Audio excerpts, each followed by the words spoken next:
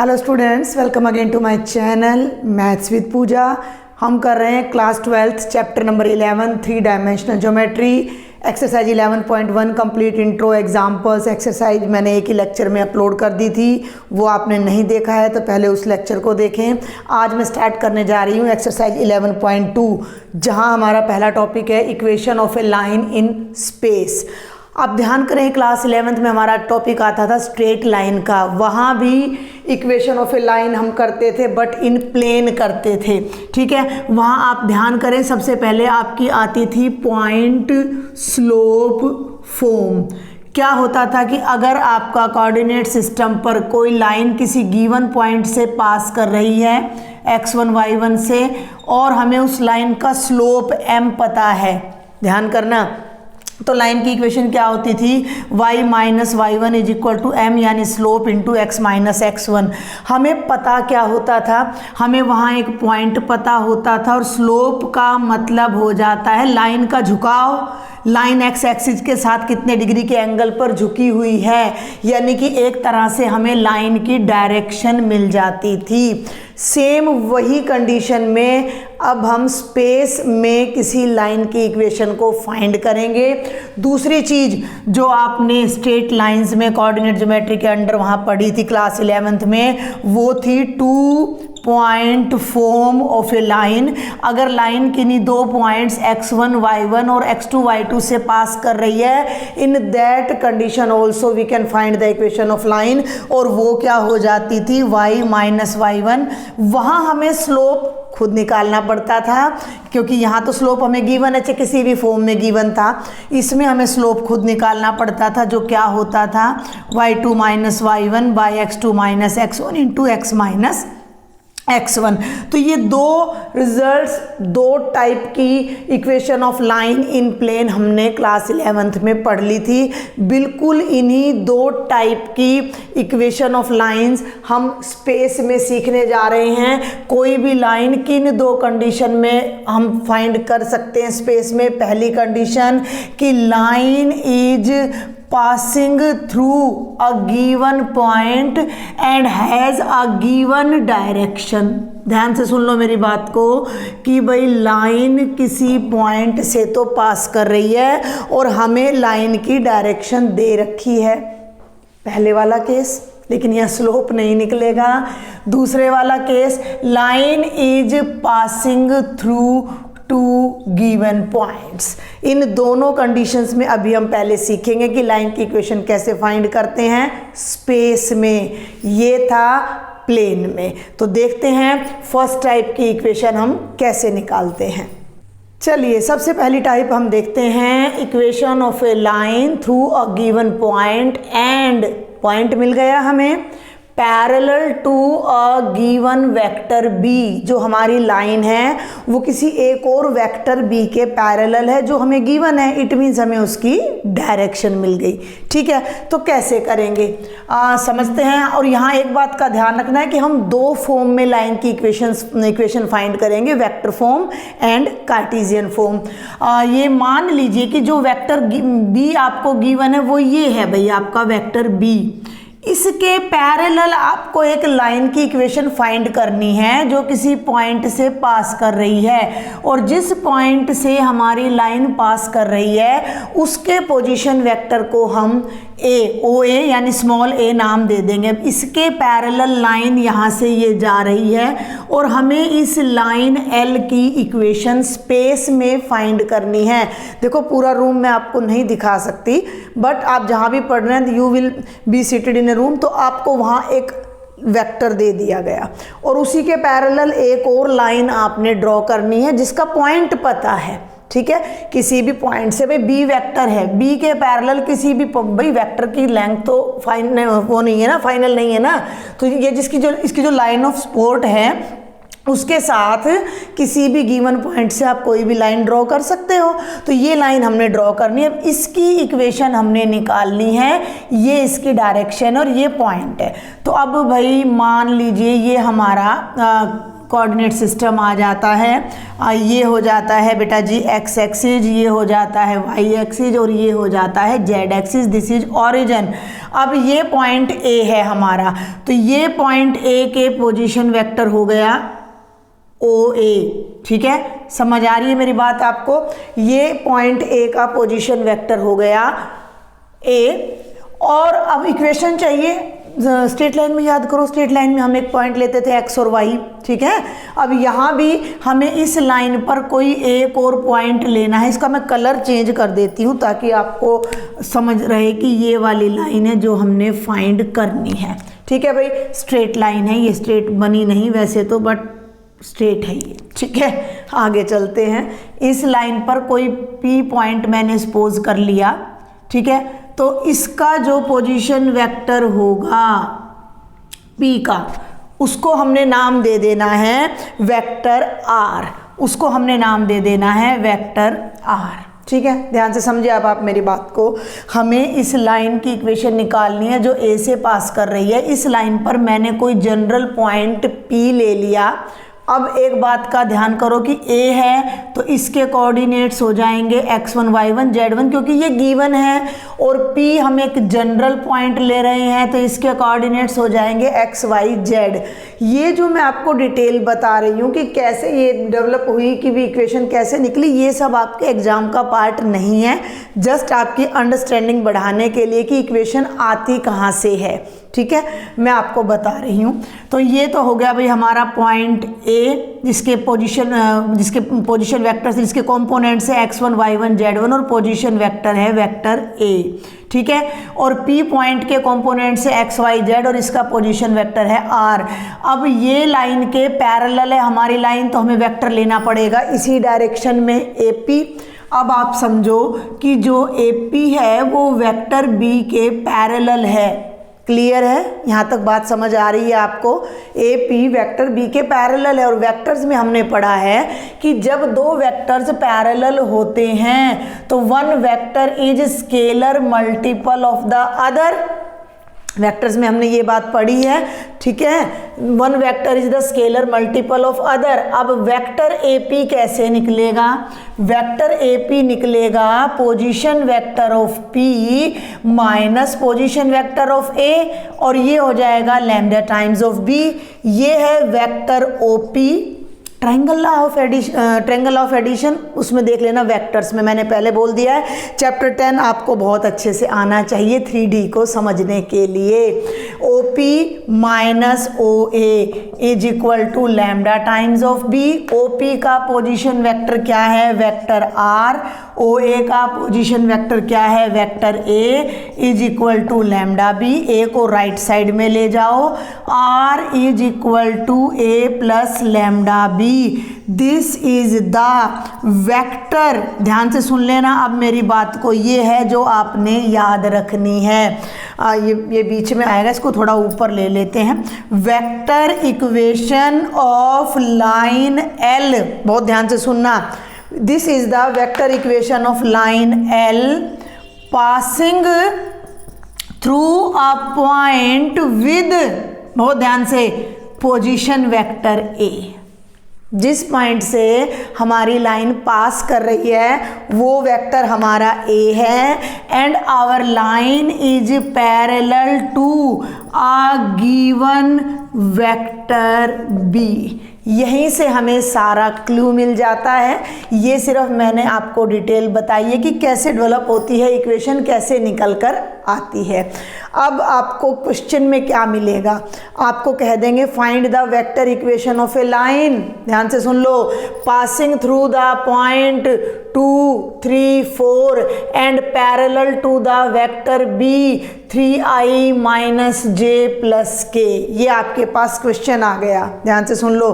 Find the vector equation of a line एक line की vector equation निकालो जो इस पॉइंट से तो पास कर रही है, या आपको ऐसे भी कहा जा सकता है कि passing through the point with position vector A. अभी जितनी भी लैंग्वेज आएंगी मैं सब आपको उसमें बताने वाली हूँ। इस पॉइंट से तो लाइन पास कर रही है और इसके पैरेलल है, ये फिक्स रहेगा। जिस पॉइंट से लाइन पास करेगी उसे हम क्वेश्चंस को सॉल्व करते टाइम ऑलवेज ए वेक्टर से डिनोट करेंगे, जो हमारा डायरेक्शन वेक्टर होगा उसे हम ऑलवेज वेक्टर बी से डिनोट करेंगे। अब इस पर्टिकुलर लाइन की इक्वेशन बिल्कुल सिंपल है। Vector R is equal to a क्या है, देख लो भाई, 2i plus 3j plus 4k और plus lambda times B. B क्या है वो देख लो, 3i माइनस जे प्लस के। बस यहीं पर आपका क्वेश्चन ख़त्म हो जाएगा। ये आ गई equation of line L in vector form. तो बिल्कुल सिंपल है, समझ आया आपको। सिर्फ आपको स्टेटमेंट पढ़कर ये कैच करना है कि किस पॉइंट से हमारी लाइन पास कर रही है उसको वेक्टर ए नाम दे दो, किस डायरेक्शन में हमारी लाइन है उसको वेक्टर बी नाम दे दो, और r is equal to A plus lambda B. ये हमारी लाइन की इक्वेशन हो जाएगी वेक्टर फॉर्म में।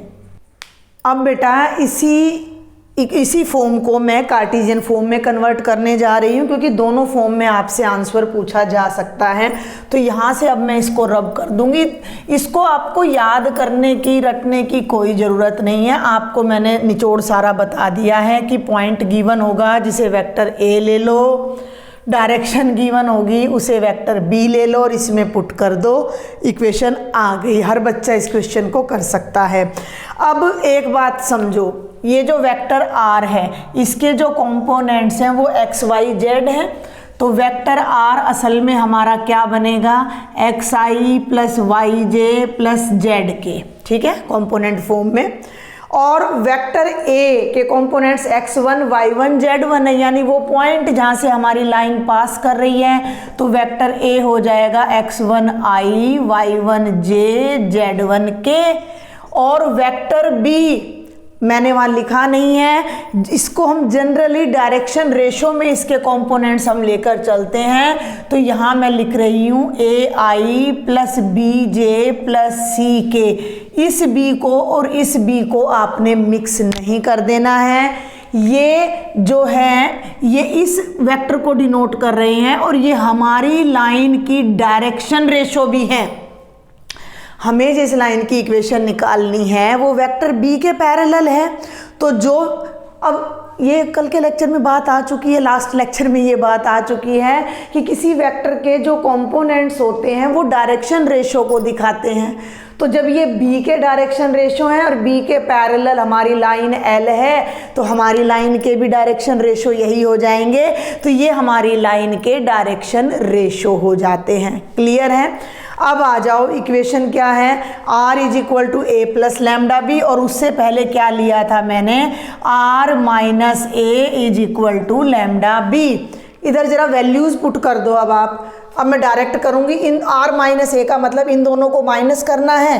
तो ये बन जाएगा x minus x1 i y minus y1 j और z minus z1 k। Clear है? लैम्डा बी, तो लैम्डा बी की वैल्यू रख दो ए आई प्लस बी जे प्लस सी के। इसको थोड़ा साफ कर देते हैं, अभी इसकी ज़रूरत है नहीं यहाँ पर फिलहाल। ए आई प्लस बी जे प्लस सी के। अब ध्यान देना भैया आप एक बात पर, इसको ऐसा करो, कंपोनेंट्स देखो, ये दो वेक्टर्स की इक्वालिटी है, लैम्डा तीनों के साथ आ जाएगा, lambda a lambda b lambda c. ये वेक्टर इस वेक्टर के इक्वल है। Then by equality of two vectors, i वाला कंपोनेंट आई वाले के इक्वल होगा, जे वाला जे के इक्वल होगा, के वाला के इक्वल होगा। तो ये तो बन गया हमारा x माइनस x1 और ये किसके इक्वल हो गया, लैम्डा ए के। ध्यान देना मेरी बात पर। दूसरा कंपोनेंट है, थोड़ा गले में प्रॉब्लम चल रही, y minus y1 is equal to lambda B. तीसरा कंपोनेंट है z minus z1 is equal to lambda C. Clear है? यहाँ तक सब बच्चों को?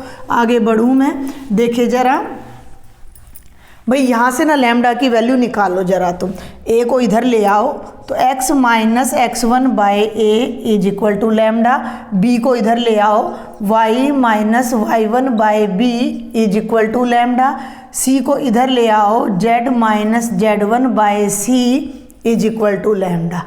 एक लैम्डा है, तीन वैल्यू आ रही हैं, अलग अलग थोड़ी आएंगी, तीनों इक्वल आएंगी, तो इन तीनों को इक्वल कर दो। ठीक है भाई, कुल कंक्लूजन हमारे पास आ रहा है, जो टोटल कंक्लूजन आ रहा है वो क्या कहता है कि भाई x minus x1 by a is equal to y minus y1 by b is equal to z minus z1 by c, और तीनों किसके इक्वल है? लैम्डा के। अगर मैं यहाँ से लैम्डा को हटा दूँ तो ये जो आपने ऐसी इक्वेशन कभी देखी नहीं होगी आज तक। This is the equation of a line in space in Cartesian form. Clear है? दोनों बातें मैं यहाँ लिख रही हूँ। पहली है r is equal to A plus lambda B, ये हमारी वेक्टर फॉर्म है एक लाइन की, और बेटा ये हमारी कार्टेशियन फॉर्म इसको बोल देते हैं, जिसमें हम कंपोनेंट्स यूज़ करते हैं। क्लियर है यहाँ तक? अब एक बात बस आप बच्चों के दिमाग में होनी चाहिए कि a का मतलब है x1, y1, z1, यानी ये वो पॉइंट्स हैं जिनसे लाइन पास कर रही है। b का मतलब है a, b, c, यानी कि ये हमारी लाइन के डायरेक्शन रेशो हैं। r का मतलब है x, y, z, यानी कि ए पॉइंट इन जनरल। क्लियर है? तो ये कार्टेशियन फॉर्म है, ये वेक्टर फॉर्म है एक लाइन की। मैं होप करती हूँ आपको समझ आया है। यहाँ तक नहीं समझ आया मुझे कमेंट बॉक्स में लिखिएगा, मेरा व्हाट्सएप ग्रुप ज्वाइन करें, और अगर समझ आ रहा है तो शेयर तुरंत कर दें, लाइक कर दें और सब्सक्राइब कर लें। अब मैं आपको इस पर बेस्ड एक दो एग्जाम्पल्स बताती हूँ और फिर आगे बढ़ते हैं। एग्जाम्पल नंबर 1 स्टार्ट करने से पहले एक छोटी सी बात और मैं यहाँ क्लियर कर देना चाहती हूँ कि ये मैंने बोला है कि A B C are the direction ratio. कभी कभी हमें जो डायरेक्शन वेक्टर होगा बी, यहाँ वेक्टर नहीं लगाया, जो डायरेक्शन वेक्टर होगा बी उसके कोसाइन दिए होंगे, तब हम क्या करेंगे? तो आप याद करें कि डायरेक्शन कोसाइन तो डायरेक्शन रेशो होते ही हैं। ये सब बातें मैंने वेक्टर वाले चैप्टर में कराई हैं। डायरेक्शन कोसाइंस डायरेक्शन रेशो भी होते हैं, लेकिन डायरेक्शन रेशो डायरेक्शन कोसाइंस नहीं होते। देखो L है, M है और N है। L को L से डिवाइड कर दो, M को M से डिवाइड कर दो, N को N से, रेशो क्या आ जाएगी? 1 आ जाएगी। यानी कि डायरेक्शन रेशो क्या थे? जिनकी L M N के साथ, ऐसे कॉन्स्टेंट जिनकी L M N के साथ रेशो इक्वल आए, और L M N की खुद के साथ तो रेशो इक्वल आएगी ही, तो ये तो डायरेक्शन रेशो तो है ही है। तो इन दैट केस इस इक्वेशन में A B C की जगह L M N आ जाएगा। तो ऐसी कोई बड़ी दिक्कत वाली बात है नहीं। और अब हम जल्दी से एग्जाम्पल नंबर 1 देखते हैं। NCERT एग्जाम्पल नंबर 1 तो नहीं है, ये 5 एग्जाम्पल एक्सरसाइज 11.1 में आ चुके हैं। 11.2 एक्सरसाइज का ये पहला एग्जाम्पल है, और वैसे ये चैप्टर का 6th एग्जाम्पल है। Find the vector and Cartesian equations of the line. एक लाइन की वेक्टर और कार्टेशियन इक्वेशंस निकालें थ्रू द पॉइंट। एक पॉइंट है जिसके कोऑर्डिनेट्स हैं 5, 2, -4, जिसमें से हमारी लाइन पास कर रही है, एंड विच इज पैरेलल। और ये लाइन जिस वेक्टर के पैरेलल है वो ये वेक्टर। एक रफ डायग्राम मैंने अपने लिए बनाया, कोई वहाँ कंडीशन नहीं है कि आपने वेक्टर ये डायग्राम बनाना है। वो जो वेक्टर है जिसके हमारी लाइन पैरेलल है वो ये वेक्टर है, वेक्टर बी। समझ गए मेरी बात को? आपको मैंने एक छोटी सी बात बताई है, स्टेटमेंट ध्यान से पढ़ें। जिस पॉइंट से लाइन गुजर रही है उसको वेक्टर ए नाम दे दो, जिसके पैरेलल है, जिसकी डायरेक्शन में है, लैंग्वेज पकड़नी है, जिसके पैरेलल है, जिसकी डायरेक्शन में, उसको वेक्टर बी नाम दे दो, एंड वी आर डन। तो यहाँ पर हम कैसे करेंगे? डिटेल में करना चाहें डिटेल में कर सकते हैं, because line passes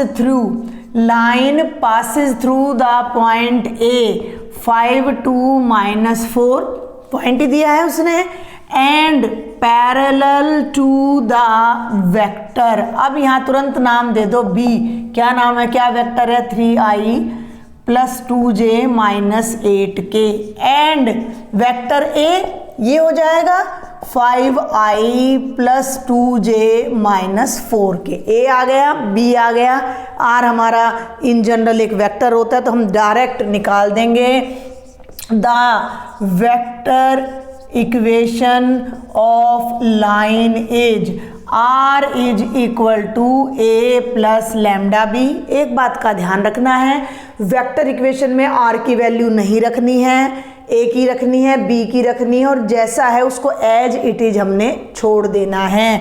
vector R is equal to A के प्लेस पर ये है ए, भाई आपका ध्यान दो, 5i plus 2j minus 4k plus lambda times of vector B लिख दो 3i plus 2j minus 8k।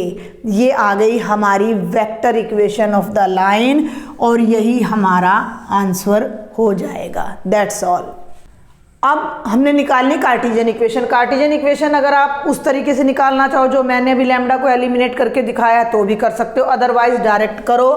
The line passes through the point ए हम पहले लिख चुके हैं, तो x1 5 है और y1 2 है और z1 माइनस 4 है। ए बी सी ये हैं डायरेक्शन वेक्टर के, तो ए 3 है, बी 2 है और सी माइनस 8 है। तो यहाँ आप लिखिए Cartesian, I will change the pen, Cartesian equation of line is. अब मेरी बात ध्यान से सुन लो, पहले इसको लिखना है फिर सॉल्व करना है। x माइनस x1 यानी पॉइंट है 5 divided by 3, y minus point है 2 और ये भी बाय चांस 2 है, ठीक है, ये 2 है और ये भी 2 है, और ये आ जाएगा z माइनस माइनस 4, तो ये हो जाएगा z प्लस 4 और डिवाइडेड बाय डायरेक्शन जो रेशो है वो है -8। ये हमारी आ जाएगी कार्टेशियन इक्वेशन। आपको ये कॉन्सेप्ट क्लियर बिल्कुल होना चाहिए। वेक्टर इक्वेशन को देखते ही आपको पता होना चाहिए कि इस पॉइंट से हमारी लाइन पास कर रही है और ये हमारी लाइन के डायरेक्शन रेशो हैं इसी लाइन के। क्लियर है? यहाँ से इस फॉर्म में भी आपको क्लियर होना चाहिए। माइनस के बाद जो आ रहा है 5 2, माइनस नहीं है तो -4, इस पॉइंट से हमारी लाइन पास कर रही है और 3 2 और -8 हमारी लाइन के डायरेक्शन रेशियो हैं। तो बहुत ही आसान सा एग्जाम्पल था। अब हम देखेंगे equation of a line passing through 2 given points. 2 given point से हमारी लाइन पास करे, उसमें हमें पॉइंट तो यही लेना है, सिर्फ एक डायरेक्शन वेक्टर हमने खुद निकालना है। नेक्स्ट टॉपिक है बेटा equation of a line passing through 2 given points. हमें 2 पॉइंट्स गिवन हैं। मान लीजिए एक पॉइंट है ए जिसके कंपोनेंट्स हैं x1 y1 z1, x2 y2 z2। इन 2 पॉइंट से कोई लाइन पास कर रही है और भाई ये है, एक मिनट, ये है हमारी लाइन L। ठीक है, पहले मैं लाइन ड्रॉ करती हूँ फिर पॉइंट्स देती हूँ आपको। ये है हमारी लाइन L, ये B है, ये A है। ठीक है, आगे बात समझ में। कोऑर्डिनेट सिस्टम ड्रॉ कर सकते हो आप यहाँ, z एक्सिस, y एक्सिस और ये हो गया हमारा x एक्सिस जिसकी हमें कमी ज़रूरत पड़ेगी। अब हमें इस लाइन की इक्वेशन निकालनी है। पॉइंट्स तो हमें पता है लेकिन इसकी डायरेक्शन नहीं पता। डायरेक्शन क्या है? ये ए बी इसी की तो डायरेक्शन है, लेकिन निकालें कैसे, क्या लॉजिक लगाएं? तो इस पूरी लाइन पर कोई जनरल सा पॉइंट P ले लिया मैंने जिसके कोऑर्डिनेट्स हैं x y z। ठीक है भाई, शॉर्ट में बताती चलूंगी मैं। तो ये O है, तो A का जो पोजीशन वेक्टर है पहले की तरह वेक्टर A हो गया। ये पॉइंट B है भाई, ठीक है, ये पॉइंट A है भाई, तो B का जो पोजीशन वेक्टर है वो हो गया वेक्टर B और बीच में आ गया P, तो P का जो पोजीशन वेक्टर है P का, थोड़ा सा इसको हम कंप्लीट लाइन ले लेते हैं। P का पोजीशन वेक्टर एज यूजुअल क्या हो जाएगा? R हो जाएगा। ध्यान देंगे position vector of point A, vector A है, मैं दोनों फॉर्म यहीं बता दूंगी, x1i, y1j, z1k। Position vector of point B क्या है, ओ बी, स्मॉल बी हमने ले लिया, x2i। डेरिवेशन सीखना ना बहुत ज़रूरी होता है ताकि कई बार हम उलझ जाएं तो हम अपने आप से भी उस रिज़ल्ट को तैयार कर सकें। और p को हमने जनरल पॉइंट ले लिया तो उसका पोजीशन वेक्टर हो गया OP, r से डिनोट कर रहे हैं xi plus yj plus zk। Clear है यहाँ तक? अब एक बात को आप समझो, ये सब पॉइंट्स एक ही लाइन में है, तो अगर मैं वेक्टर AP लेती हूँ, AP ध्यान देना भाई, A से P तक वेक्टर AP, मैंने लिया वेक्टर AP, तो वेक्टर AP क्या बनेगा, हमने वेक्टर्स में कर रखा है OP माइनस OA, OP का पोजीशन वेक्टर क्या है R माइनस A। क्लियर है? अब मैं लेती हूँ A से B तक का वेक्टर AB, तो वेक्टर ए बी क्या बनेगा, ओ बी माइनस ओ ए यानी कि बी माइनस ए। लेकिन अगर आप ध्यान से देखो तो ए पी और ए बी एक ही लाइन पर तो हैं, तो हम इनको कह सकते हैं कि सेम डायरेक्शन में है, कोलिनियर वेक्टर्स हैं। भाई कोलिनियर हैं ए पी और ए बी, तो बहुत सिंपल सी बात है, लास्ट रिजल्ट में भी हमने यूज किया है, A P is lambda times of A B, दोनों एक दूसरे के स्केलर मल्टीपल हो जाएंगे।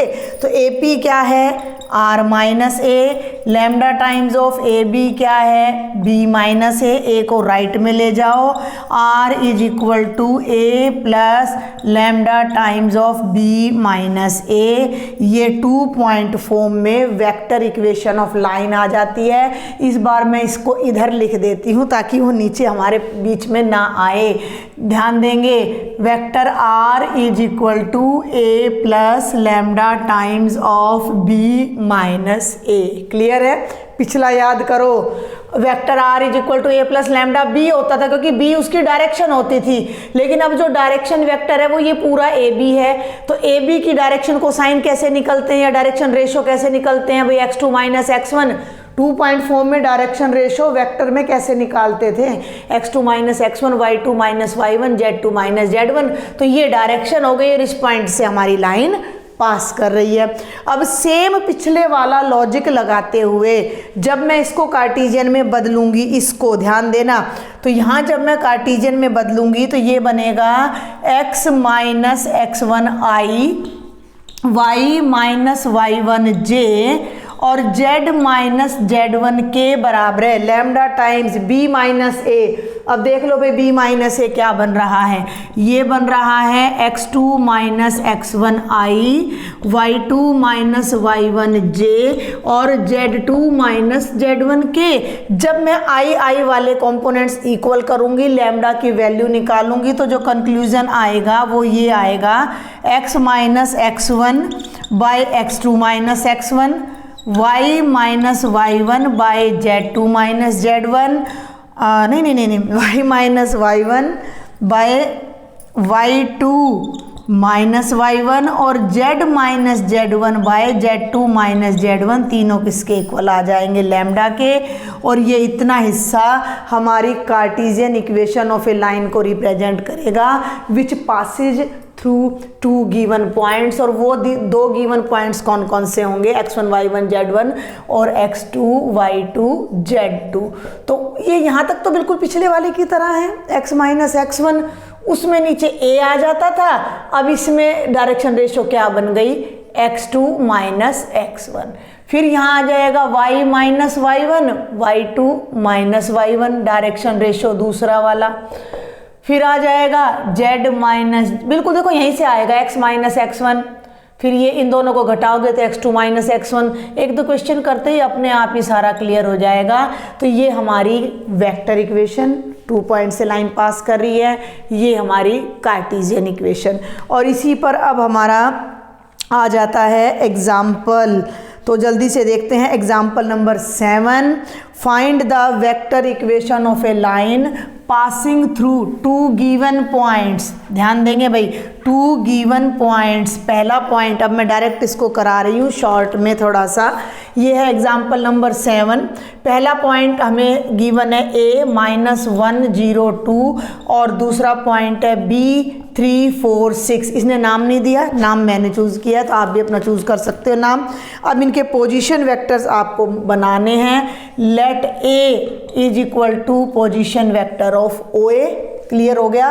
तो ये हो जाएगा -1i plus 0j plus 2k। In short आप -i प्लस 2k लिख सकते हो।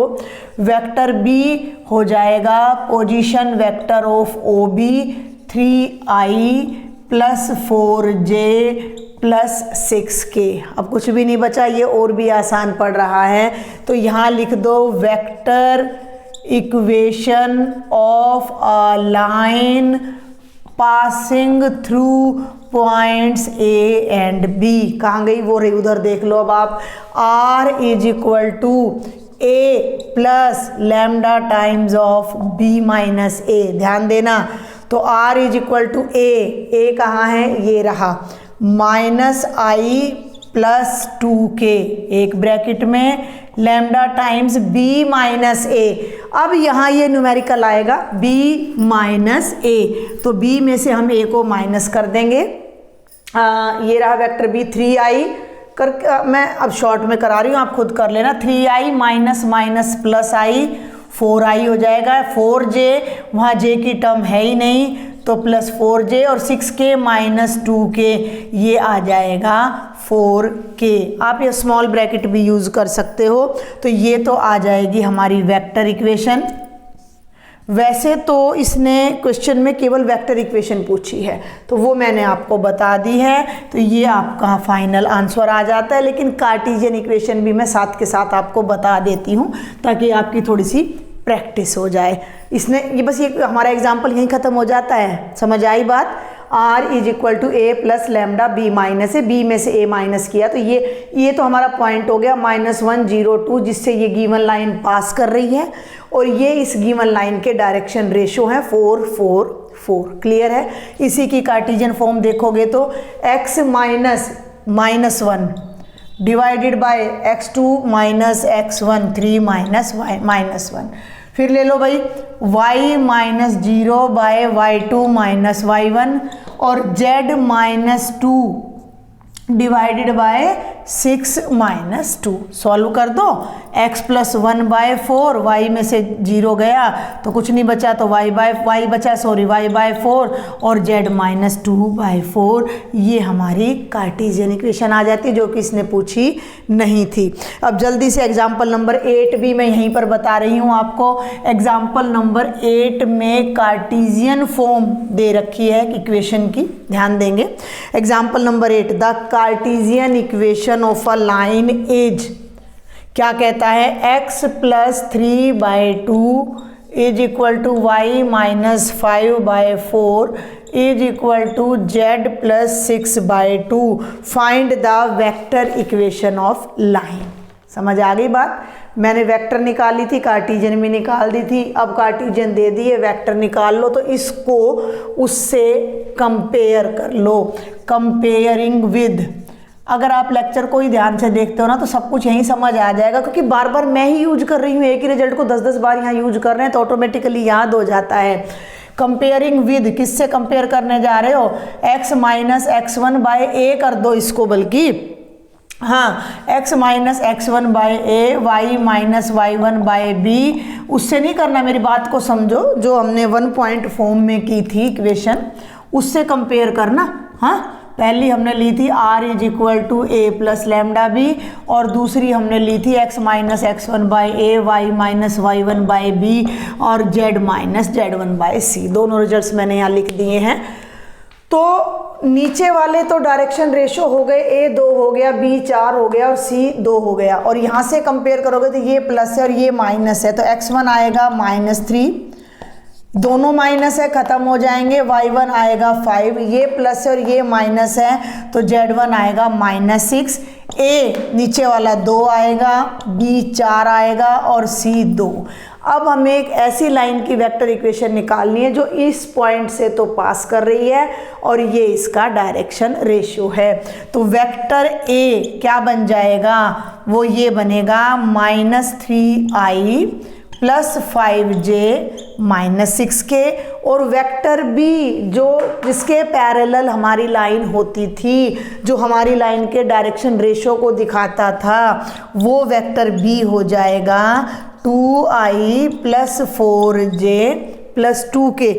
अब आपने सिर्फ क्या कर देना है, वेक्टर इक्वेशन निकाल देनी है। इसको बल्कि आपने लिखना है, ये मैंने थोड़ा शॉर्टकट कर दिया है, थोड़ा मैं अच्छे से बता देती हूँ, कहीं कोई बच्चा ये सोचे कि भी हमें डिटेल में नहीं बताया मैम ने।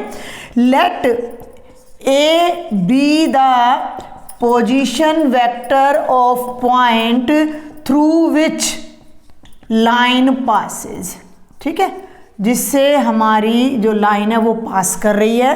तो ये तो वेक्टर ए हो गया, -3i + 5j - 6k, ठीक है।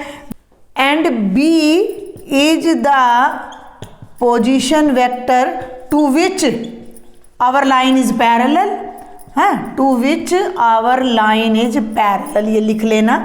तो बी हमारा क्या बन गया, देख लो भाई इधर से 2i कैप इस पे लगा दिया मैंने 2 पे, + 4j + 2k।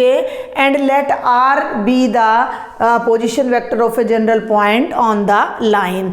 तो आर हो जाएगा xi + yj + zk, ठीक है। अब हम इसको, वैसे आर की जरूरत नहीं थी, तो अब हम डायरेक्ट लिखेंगे vector equation of the line is equal to R is equal to a + λb। R हमने लिखना नहीं होता, ए आपके सामने है, -3i + 5j - 6k + lambda times of B को और लिख दो भाई 2i + 4j + 2k। तो ये दो मेन थी आपकी vector and Cartesian equation of a line in space. अब हम आगे बढ़ते हैं। हमारा नेक्स्ट टॉपिक है बेटा angle between two lines. Suppose कर लीजिए कि ये हमारा z, y और x एक्सिस है और कोई दो लाइंस हैं हमारे पास, name them as L1 and L2, और उनके बीच में है ये एंगल थीटा जो हमने फाइंड करना है। तो उससे पहले मैं एक छोटी सी बात आपको रिकॉल कराना चाहूँगी। वेक्टर्स में से वेक्टर में डॉट प्रोडक्ट आती थी और a डॉट b हमारा होता था mod a mod b cos theta. यहाँ से हमने क्या फाइंड किया था कि cos theta is equal to a dot b by modulus a modulus b, ठीक है। ये बात आपको याद नहीं हो तो मैंने याद दिला दी है कि अगर किन्हीं दो वेक्टर्स a और b के बीच में हमने एंगल निकालना है कॉस में, तो वो इस तरह से हम निकाला करते थे। क्लियर है, याद आ गई ये बात आपको। अब हम बात कर रहे हैं लाइन की। शुरू में ही हमने डिस्कस कर लिया था, लाइन को हम डायरेक्टेड लाइन कर देंगे तो वो वेक्टर में बदल जाएगी। वेक्टर वाले सारे रिजल्ट्स हमारे यहाँ पर यूज़ हो जाएंगे। अब मान लीजिए जो लाइन L1 है उसकी जो इक्वेशन है, इक्वेशन ऑफ L1 मान लीजिए ये है R is equal to A1 + lambda B1, और भाई L2 लाइन की जो इक्वेशन है R is equal to A2 + lambda B2। थोड़ा सा लॉजिक समझने की कोशिश करना, ऐसा कुछ भी इसमें लॉजिक है नहीं जो हमारी समझ में आए ना। मोटे तौर पे तो अगर समझना हो तो इस L1 और L2 को वेक्टर समझो और इसी तरीके से इनके बीच का एंगल आप फाइंड कर दो। लेकिन ये वेक्टर है नहीं, ये लाइन है। अब ये जो L1 की इक्वेशन है A1 = लैम्डा B1, इसका मतलब क्या है कि ये L1 लाइन इस पॉइंट A1 से तो पास कर रही है और ये B1 के पैरेलल है। ध्यान से सुनना भैया मेरी बात को, ये वेक्टर B1 के पैरेलल है। क्लियर है। और दूसरी लाइन A2 पॉइंट से तो पास कर रही है और ये B2 के पैरेलल है। भाई इसके पैरेलल भी ले लो कोई वेक्टर, ये लो ले लिया हमने वेक्टर B2। अब ये ब्लू कलर पे ध्यान देना भाई तुम, जो एंगल इन दोनों के बीच होगा B1 और B2 के बीच, सेम वही एंगल L1 और L2 के बीच होगा। क्यों? B1 L1 के पैरेलल है, B2 L2 के, या उल्टा कह लो L1 B1 के पैरेलल है, L2 B2 के पैरेलल है। तो जो एंगल वेक्टर्स B1 और B2 के बीच होगा वही एंगल लाइंस L1 और L2 के बीच होगा। As simple as that. बिल्कुल सिंपल सा लॉजिक है। क्लियर?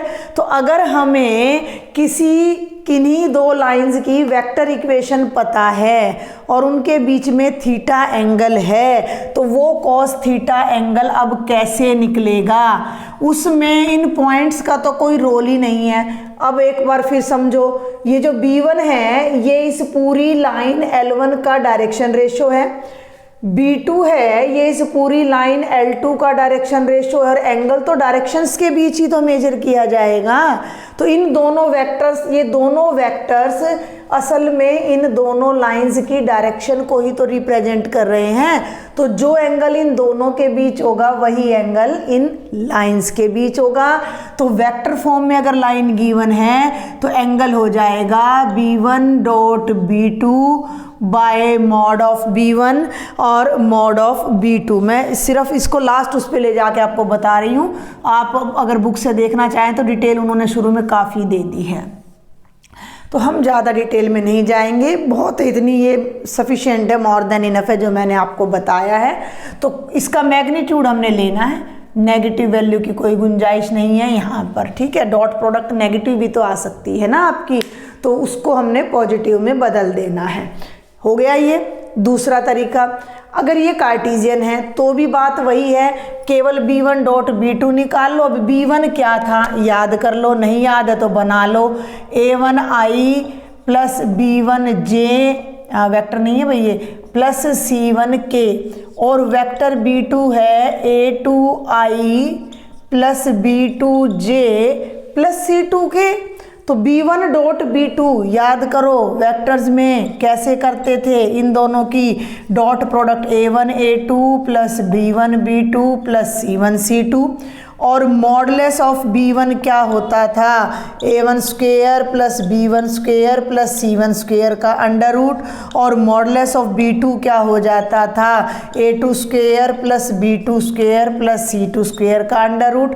इन तीनों वैल्यूज़ को यहाँ पर पुट कर दो तो कार्टेशियन फॉर्म में भी आपका एंगल आ जाएगा। वैल्यू हमने पॉजिटिव ही लेनी है, तो ये हो जाएगा A1 A2 plus B1 B2 plus C1 C2 divided by B1 का मैग्नीट्यूड, यानी कि A1 स्क्वेयर। बिल्कुल हमने वेक्टर में भी यही चीज़ की है बेटा, इसलिए मैं बार बार बोल रही हूँ कि वेक्टर्स को समझकर ही, अब ये मैं इरेज कर देती हूँ, वेक्टर्स को समझकर ही यहाँ पर आएँ आप 3 डायमेंशन में। नहीं समझा है तो पहले वेक्टर्स को समझो, दोनों चैप्टर्स रिलेटेड है आपस में।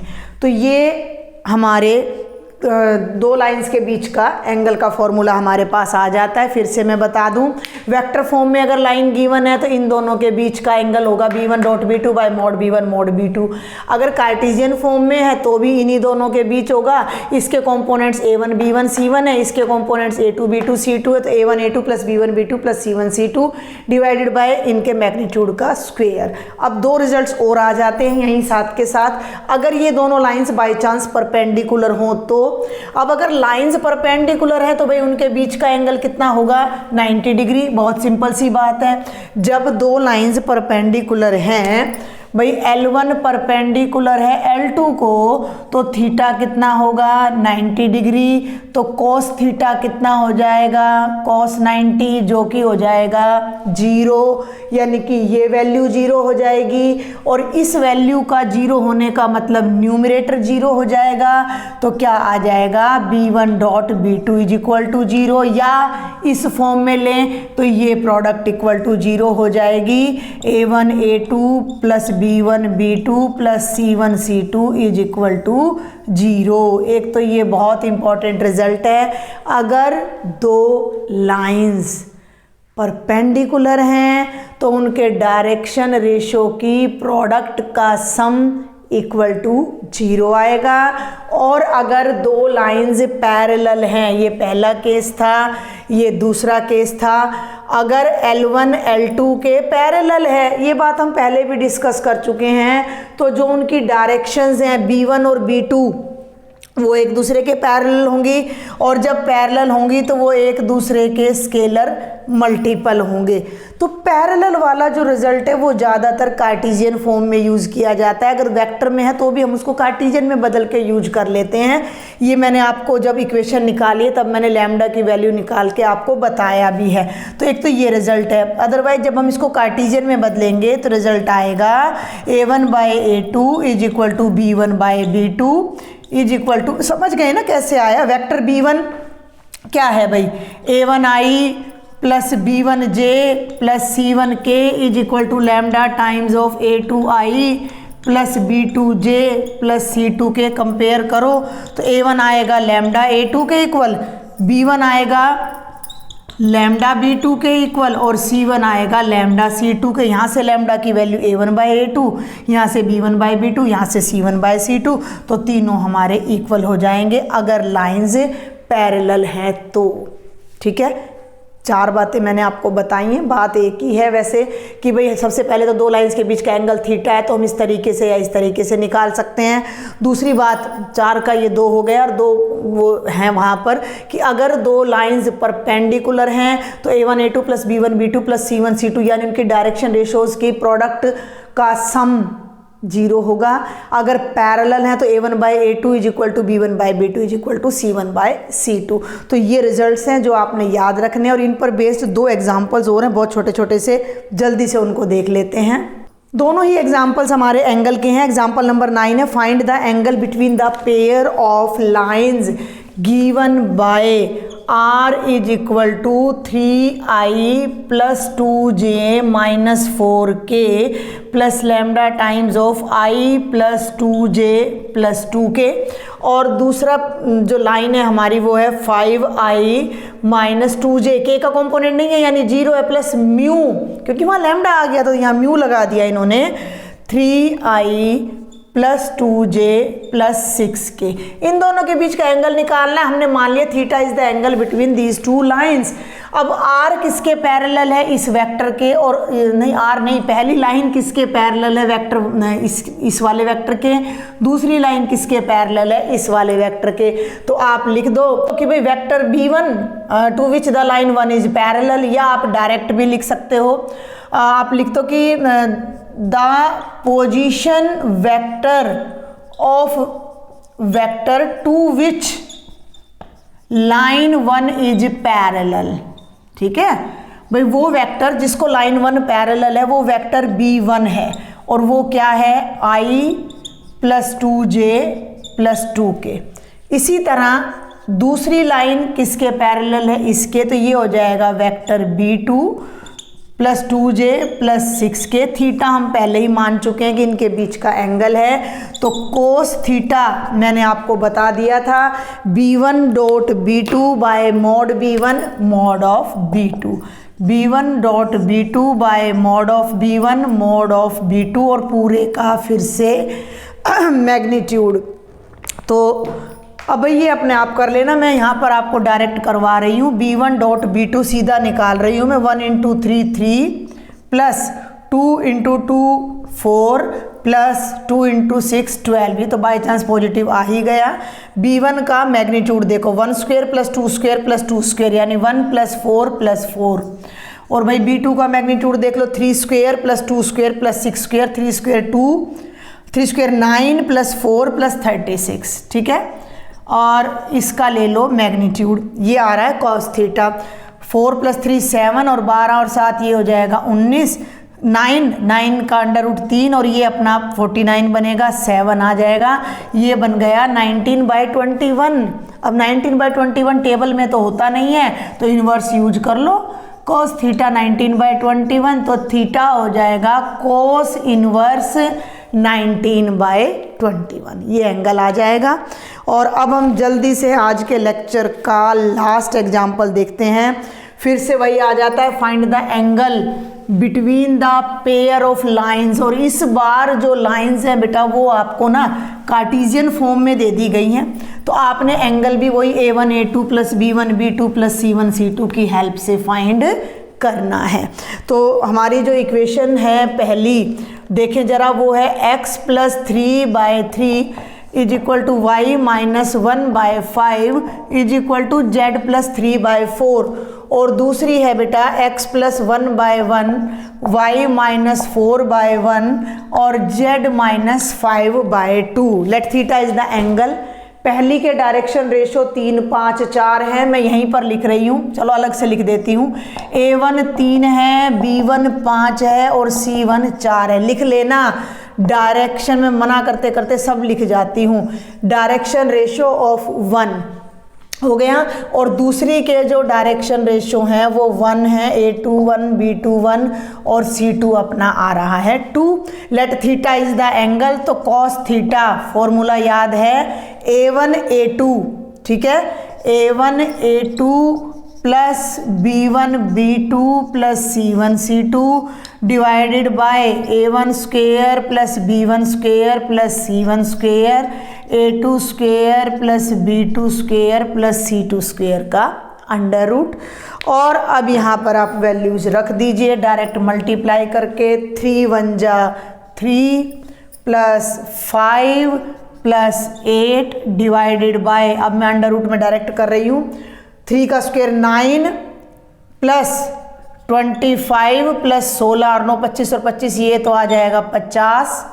और इसको देखें 1 प्लस 1 प्लस 4 कितना आ जाएगा 6, 5 प्लस 3 8 प्लस 8 कितना आ जाएगा 16 बाय 300 का ये आ जाएगा अंडर रूट 300। 100 इंटू 3 कर लो, 10 रूट 3 आ जाएगा, ठीक है। इसको कर लो 10 रूट 3 और रैशनलाइज कर दो उठा के, 2 5 जा 2 8 जा, ऊपर आएगा 8 रूट 3, नीचे आएगा 5 3 जा 15, हो गया। तो ये आ जाएगा cos theta is equal to 8 root 3/15, theta is equal to cos inverse 8 root 3/15, ये हमारा आंसर आ जाएगा।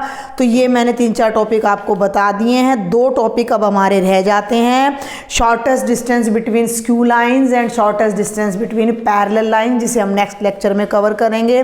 तब तक आप एक्सरसाइज ट्राई करें, इनको मैं बाद में सॉल्व कराती हूँ। And if you like the lecture then don't forget to share with your friends, like my lecture and subscribe my channel.